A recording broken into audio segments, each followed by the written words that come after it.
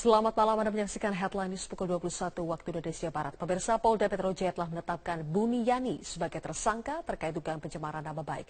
Untuk mengetahui informasi selengkapnya, kita simak langsung mendengarkan keterangan pers dari Kabid Humas Polda Metro Jaya, Kombes Pol Awi Setiono.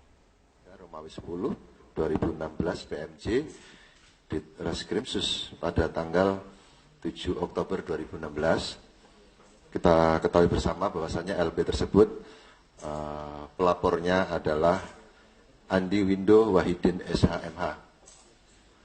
Kasusnya tentang pencemaran nama baik dan penghasutan atau sara.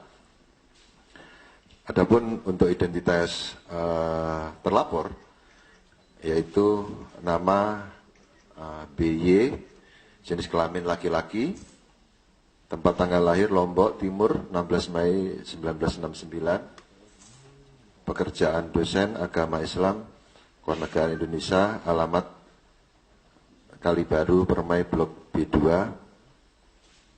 nomor 15, RT 002007, Kelurahan Kalibaru, Kecamatan Cilodong, Depok, Jawa Barat. Hasil dari proses penyidikan selama ini yang telah dilakukan oleh Subdit Cybercrime Polda Metro Jaya sudah melakukan pemeriksaan terhadap saksi-saksi, kemudian saksi ahli, sampai dengan hari ini kita telah melakukan pemanggilan terhadap terlapor. Tadi pagi sekitar jam berapa tadi Pak Roberto? Jam 11 ya. Ya, kita panggil jam 10, jam 11 hadir sebagai saksi. Dan tadi sampai dengan pukul sekitar 19.30 ya, selesai dilakukan pemeriksaan sebagai saksi. Namun demikian dengan hasil pemeriksaan, hasil konstruksi hukum, pengumpulan alat-alat bukti dari penyidik, pada kesempatan malam hari ini sekitar pukul 20.00 dengan bukti permulaan yang cukup, yang bersangkutan saudara BY kita naikkan statusnya menjadi tersangka. Bahwasanya yang bersangkutan dari tuduhan persangkaan oleh pelapor terkait dengan pencemaran nama baik dan penghasutan sara yang dapat kita penuhi terkait dengan unsur-unsur perbuatan pidananya, yaitu terkait dengan menjalani pemeriksaan. Setelah hampir 2 jam masuk ke ruang pemeriksaan sebagai terlapor atas laporan komunitas advokat muda Ahok Jarot terkait Undang-Undang Informasi dan Transaksi Elektronik.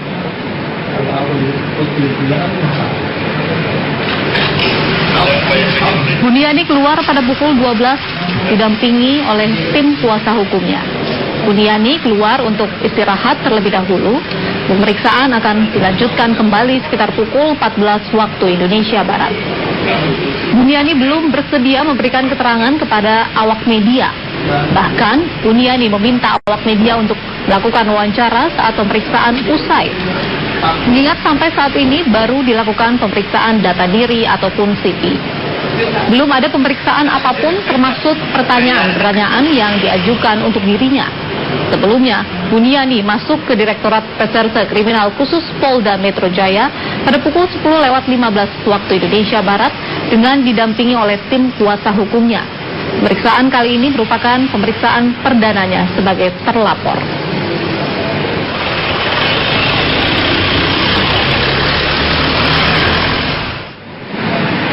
Special Report lembaga video pidato Ahok Buniyani memenuhi panggilan pemeriksaan kepolisian terkait posisinya sebagai pelapor dugaan pencemaran nama baik melalui transmisi elektronik.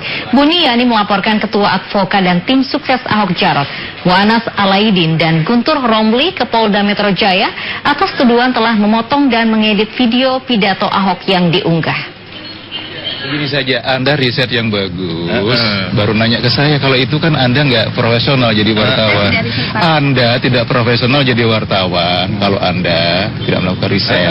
Jadi kalau Anda melontarkan melontarkan pertanyaan kayak begitu, menjudge, itu namanya bukan wartawan yang baik. Itu kan dari pendapat. Kalau Anda tidak melakukan itu, Anda bukan profesional. Ngerti nggak maksud saya? Kalau menurut Bapak akurasi sangat penting tidak Pak sebagai itu.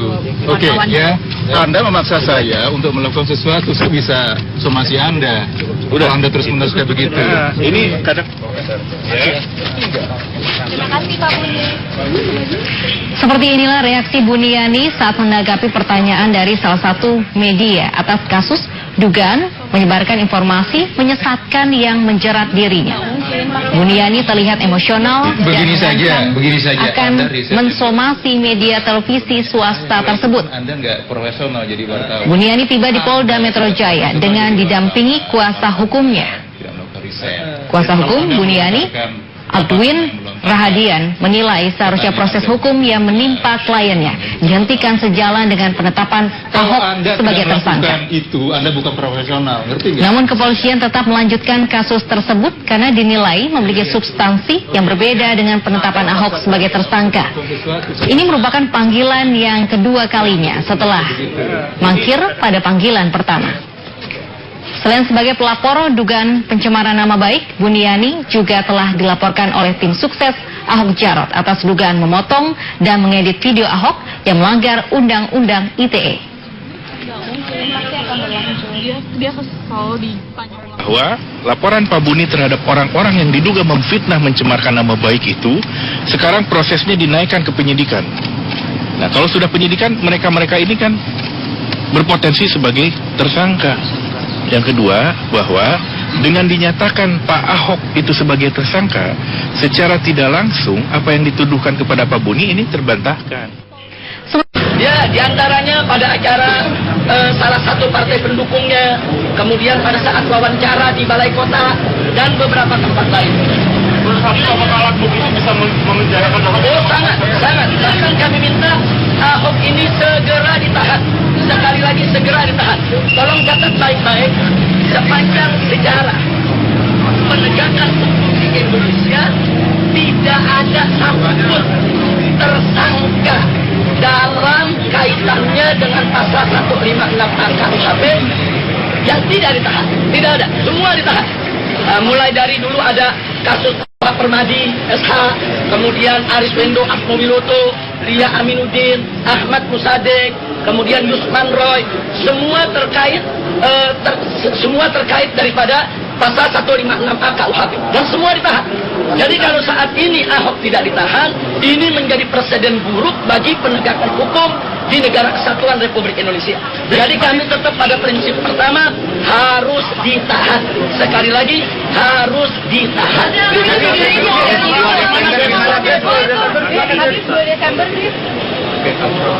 Ya, jadi saya betul ada panggilan dari Polda Metro Jaya terkait pasal 207 KUHP, yaitu pasal terkait penghinaan kepada penguasa.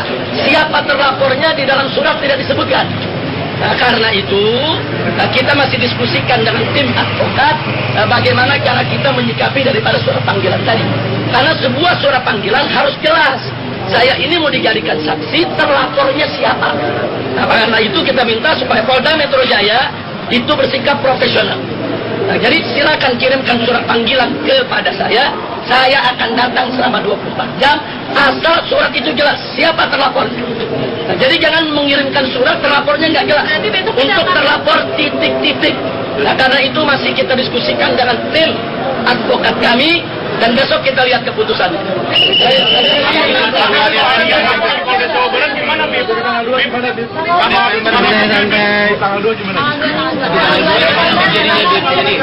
Tanggal 2 Desember adalah unjuk rasa yang dilindungi Undang-Undang Nomor 9 Tahun 1998. Siapapun orangnya di negara Republik Indonesia tidak boleh melarang suatu unjuk rasa yang dijamin oleh undang-undang. Presiden sekalipun. Bahkan dalam pasal 18 ayat 1 dan ayat 2 dari Undang-Undang Nomor 9 Tahun 98 ditegaskan barang siapa menghalangi atau menghadang yaitu dengan kekerasan suatu unjuk rasa yang dilindungi oleh undang-undang dipidana 1 tahun penjara. Jadi kalau presiden atau Kapolri atau siapapun mencoba untuk menghalangi unjuk rasa damai yang sudah dijamin oleh Undang-Undang Nomor 9 Tahun 1998 tersebut, maka beliau-beliau bisa dipidana 1 tahun penjara. Dan sekali lagi, 212 aksi 212 adalah aksi unjuk rasa yang dilindungi dan dijamin oleh Undang-Undang. Tujuannya tetap sama. Aksi bela Islam pertama tujuannya tahan Ahok. Aksi bela Islam 2 tujuannya tahan Ahok. Aksi bela Islam 3 tujuannya tahan Ahok. Kenapa? Karena Ahok menistakan agama. Jadi tujuannya, jadi aksi 212 konstitusional dengan tujuan penegakan hukum, sehingga kami minta semua pihak, seluruh pihak, dari mulai Bapak Presiden dan seluruh jajarannya untuk menghargai konstitusi. Terima kasih.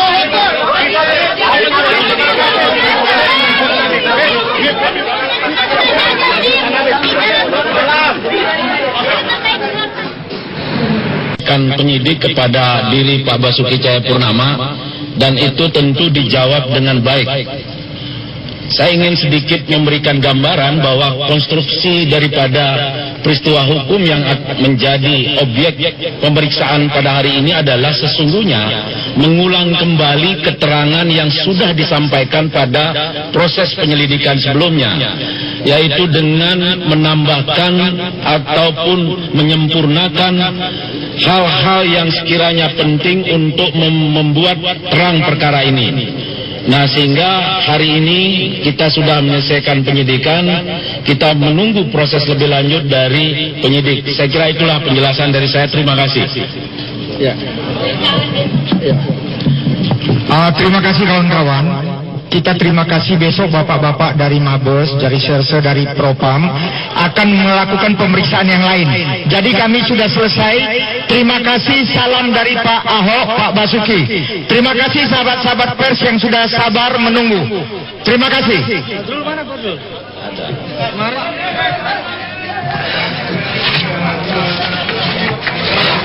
Tidak ada yang berbeda seperti biasanya.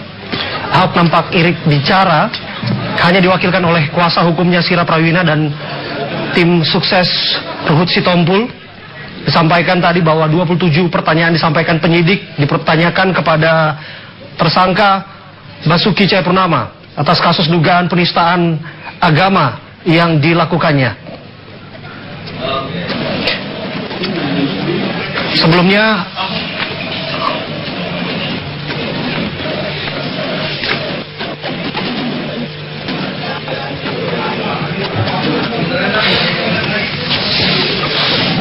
Basuki Cahayapurnama pagi tadi mendatangi gedung Bareskrim Polri untuk mendatangi ataupun memenuhi panggilan dari penyidik Bareskrim Polri, melanjutkan proses penyidikan atas penersangkaan dirinya dalam kasus dugaan penistaan agama. Ini adalah kali pertama Ahok diperiksa sebagai tersangka dalam kasus dugaan penistaan agama. Sebagaimana kita ketahui bersama pemirsa, pada Rabu pekan lalu, pasca dilakukannya gelar perkara terbuka terbatas, akhirnya penyidik memutuskan menaikkan status perkara dari penyelidikan menjadi penyidikan. Saya rasa terima kasih kawan-kawan wartawan. Dan secara cepat menyimpulkan bahwa Ahok menjadi tersangka dalam kasus tersebut. Kita dengarkan bersama. Dengan sahabat-sahabat pers yang sangat membantu kami.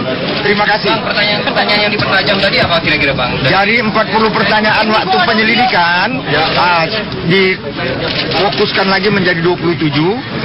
Semua kaitan dengan pasal-pasal yang disampaikan oleh Pak Sera, kaitan dengan materinya. Sekali lagi mohon maaf, aku nggak bisa menyampaikan. Soal pemeriksaan yang belum dari terlapor gimana, Bang? Yang saksi sama... Iya, karena itu kita percayakan kepada Mabes Polri, mereka sangat profesional. Kita terima kasih dengan polisi kita. Mereka besok lusa masih bekerja terus agar cepat menjadi kasus ini P21 diteruskan kepada kejaksaan, diteruskan ke pengadilan, biar segeralah agar kasus ini terang benderang. Kami dari tim Ahok Jarot sangat mendukung langkah-langkah kepolisian untuk tertibnya hukum, untuk seperti apa yang dikatakan Bapak Presiden kita ke-7, jadikan hukum sebagai panglima. Jadi tidak ada pemeriksaan lanjutan untuk Pak Ahok nih ya Pak ya? Sampai malam ini sudah selesai. Majelis Ulama Indonesia atau MUI menyatakan agar masyarakat tidak melakukan aksi menyampaikan pendapat. Namun MUI juga tidak melarang jika ada masyarakat yang tetap akan melakukannya.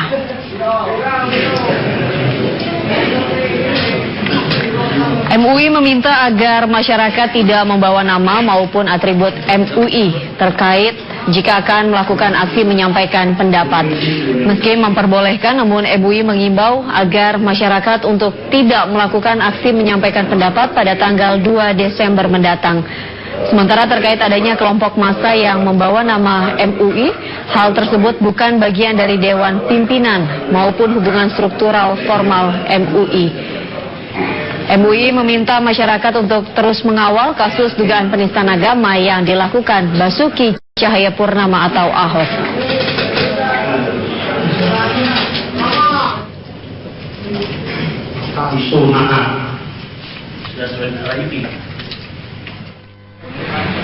Pemirsa, ikuti kegiatan para calon gubernur bukan umat muslim pada 2 Desember mendatang. Polda Metro Jaya menyebar ribuan lembaran maklumat mengenai penyampaian pendapat di muka umum melalui helikopter di kawasan Matraman Raya, Jakarta Timur tadi siang. Ribuan lembar maklumat disebar jajaran Polda Metro Jaya melalui helikopter di kawasan Matraman, Jakarta Timur Selasa siang. Turunnya lembaran maklumat dari helikopter tersebut sontak membuat warga dan pengendara langsung mengambil lembaran tersebut. Dari lembaran yang didapat warga tersebut merupakan maklumat Kepala Kepolisian Daerah Metro Jaya tentang penyampaian pendapat di muka umum.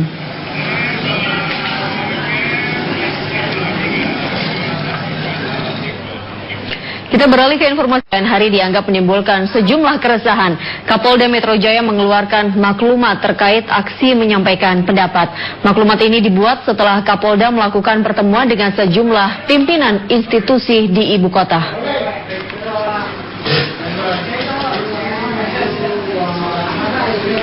Kapolda melakukan pertemuan dengan Pangdam Jaya, Wakil Kepala Kejaksaan Tinggi, Kepala Satpol PP dan Pangkoops Angkatan Udara serta Kepala Staf Komando Armabar.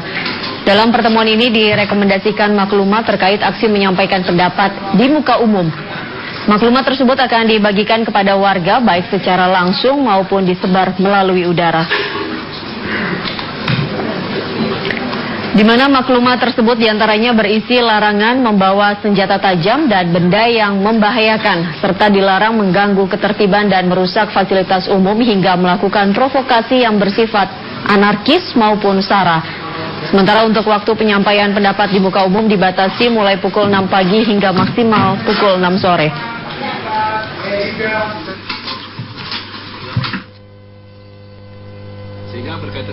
Sehingga berkaitan dengan ini kami sudah berkomunikasi dengan kepala pemerintah daerah, dengan PLT Gubernur. Tentunya masing-masing punya tupoksi, dan kita juga sama dengan Pak Pangdam, ada Babinsa di sana, ada Danram di sana untuk sama-sama melakukan ini. Jadi ini pun kami sama melakukan hal-hal persuasif. Kita komunikasikan ini mau apa sih gitu dan lain sebagainya. Kita ingin semua bisa kita akomodir, tapi kita ingin negara kita aman, kita ingin Jakarta ini aman karena Jakarta barometer. Masih banyak hal lain yang mesti kita perbuat kan. Proses hukum sudah jalan. Saya berdoa semoga sebelum tanggal 2 ini saudara Basuki Cahayapurnama bisa berkasnya diserahkan ke JPU, ke jaksa, sehingga nanti segera disidangkan, dan agar publik tahu bahwa tidak ada kebal, orang kebal di muka hukum, semuanya sama. Bahwa saya semaksimal mungkin akan membantu wilayah hukum Polda Metro Jaya. Apa yang diminta oleh Kapolda dalam rangka menegakkan aturan yang ada, kami akan keluarkan kekuatan. Kalaupun yang ada pada saya kurang, saya masih punya satuan atas yang lebih besar. Terkait rencana